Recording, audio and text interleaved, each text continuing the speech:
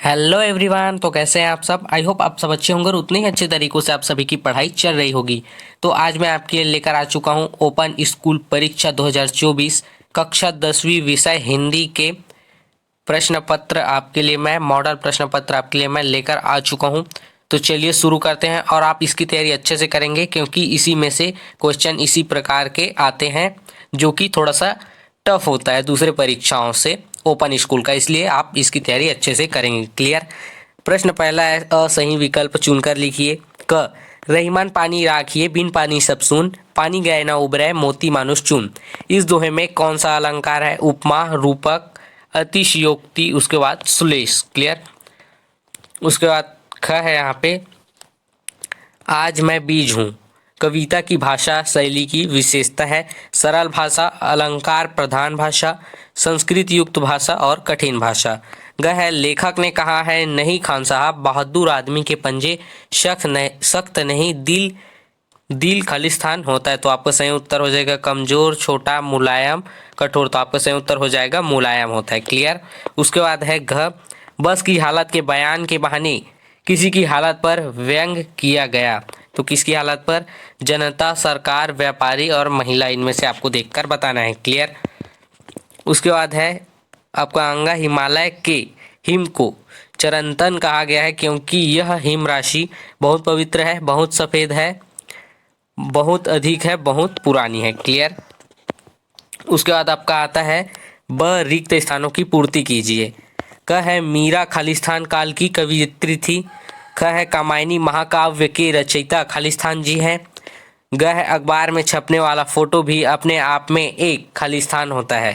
उसके बाद घ है, चंद्रग्रहणा एक खालिस्तान का नाम है, तो गांव का नाम चंद्रग्रहणा है। अंगा है, खालिस्तान को एवरेस्ट की चोटी पर चढ़ने वाली पहली भारतीय महिला होने का गौरव प्राप्त है।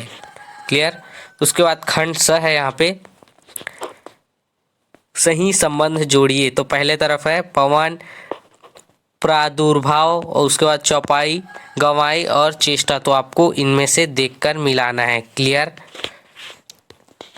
उसके बाद है सत्य असत्य लिखिए।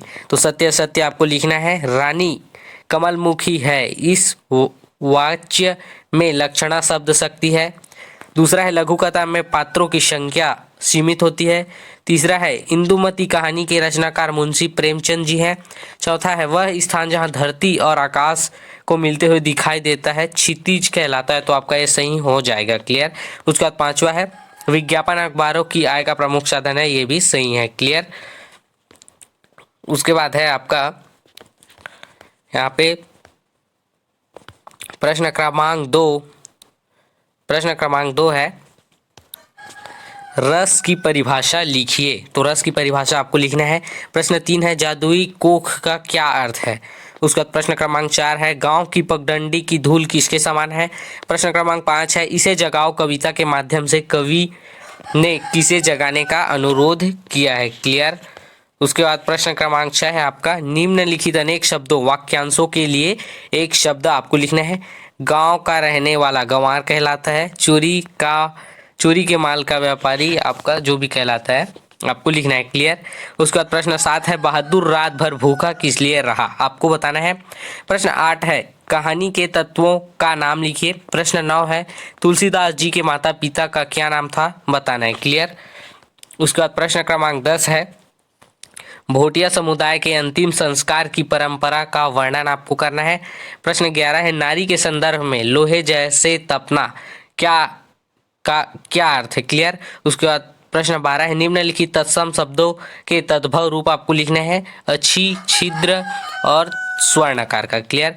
प्रश्न क्रमांक 13 यहाँ पे निम्नलिखित मुहावरों के अर्थ लिखते हुए वाक्यों में प्रयोग करना है। मुंह छिपाना, नाक में दम करना और उल्टी गंगा बहाना। क्लियर। प्रश्न 14 है, व्यापारिक नगर की अपेक्षा ग्रामीण अंचल को प्रेम के लिए उर्वर क्यों माना गया है? आपको बताना है। प्रश्न 15 है, बस और सरकारी तंत्र की किन्हीं 3 समानताओं का उल्लेख आपको करना है। क्लियर। प्रश्न 16 है, बादल के आने से ग्रामवासी किस प्रकार अपनी खुशियां मनाते हैं? स्पष्ट आपको करना है। प्रश्न 17 है, बीती विभावरी जागरी कविता के कविता का केंद्रीय भाव लिखना है। क्लियर। प्रश्न 18, छत्तीसगढ़ की जनजातियों की वैवाहिक प्रथा का वर्णन आपको करना है। अथवा में दिया हुआ है श्री कृष्ण एवं सुदामा की मित्रता के बारे में आप क्या जानते हैं, लिखना है। क्लियर। उसके बाद प्रश्न क्रमांक 19 है, मानव जीवन के लिए अधिक पानी पीना लाभकारी क्यों है, लिखिए। अथवा है हैजा होने के कारण एवं उससे बचने के उपाय लिखिए। प्रश्न 20 है, समाचार तटस्थ और निष्पक्ष होते हैं, इस पर टिप्पणी लिखिए। अथवा में दिया हुआ है परियोजना की कोई 4 विशेषताएं लिखिए। प्रश्न 21 है, अपने छोटे भाई को पत्र लिखिए जिसमें उसे व्यायाम का महत्व बताया गया हो। क्लियर। और अथवा में दिया हुआ है स्वास्थ्य अधिकारी नगर निगम राजनांदगांव को एक पत्र लिखिए जिसमें गंदगी की समस्या की ओर ध्यान दिलाया गया हो। प्रश्न 22 है, निम्नलिखित गद्यांश की सप्रसंग व्याख्या कीजिए। तो इसमें है, यह मेरा मन इतना कल्पनाहीन क्यों हो गया है, इस हिमालय को देखकर किसने किसने क्या क्या नहीं लिखा, और यह मेरा मन है कि एक कविता दूर एक पंक्ति एक शब्द भी तो नहीं जानता पर कुछ नहीं, यह सब कितना छोटा लग रहा है इस हिम सम्राट के समक्ष। और उसी के अथवा में दिया हुआ है वैसे ही आपको पढ़ लेना है इसे। क्लियर।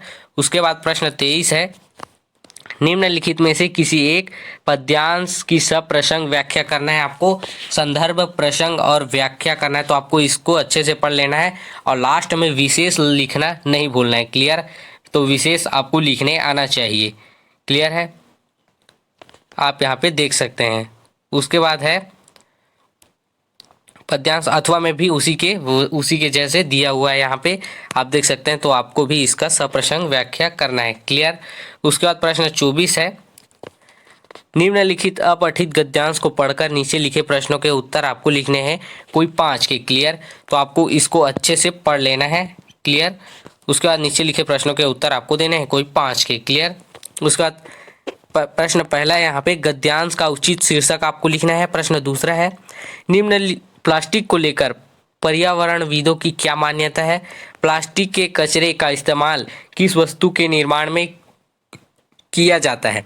प्रश्न चौथा है, प्लास्टिक का निर्माण किससे होता है। प्रश्न 5 है, प्लास्टिक मिट्टी और जल को किस प्रकार हानि पहुंचाता है। प्रश्न 6 है, अनुपयोगी का विलोम शब्द लिखिए। तो अनुपयोगी का विलोम शब्द होगा उपयोगी। क्लियर।